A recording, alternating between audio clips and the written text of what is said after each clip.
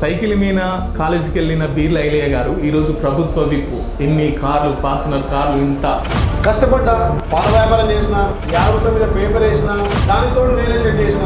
ఎలా ఉంది assembly feeling? తొలిసారి అడుగు పెట్టినారు. అదృష్టం కలిగినట్టుగా ఫీల్ అవుతున్నా. బీసీ కోటాలో మంత్రివర్గం నుంచి మీరు ఎన్నిక అవుతున్నారని చెప్పి అధిష్టానం నన్ను ఏ రకంగా సేవలు తీసుకుంటే ఆ రకంగా అధిష్టానానికి సేవ చేయడానికి. తుమ్మల నాగేశ్వరరావు గారు మీతోనే ఒక ప్రమాణం చేయించినారు, ఎటువంటి అవినీతికి పాల్పడనారు. కట్టుబడి ఉంటున్నారు కదా. కుడుదల నాగేశ్వర్, శోభారాణి మేడం, వీళ్ళంతా మీతో అందుబాటులో లేరని, మీకు ఎమ్మెల్యే అయిన తర్వాత మీరు కమ్యూనికేషన్లో లేరని. మా కళ్ళ మూట మావాడు ఎమ్మెల్యే, ప్రభుత్వ విప్పాయి.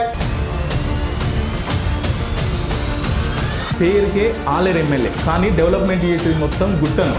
కోమటిరెడ్డి వెంకరెడ్డి గారితో 17 కోట్లు శాంక్షన్ చేయించిన ఆలేరును రెవెన్యూ డివిజన్ చేస్తారా, చేయరా? యాదాద్రి పేరును మారుస్తామని చెప్పారు. యాదగిరికి పుట్ట అంటే అది బాగుంది, కానీ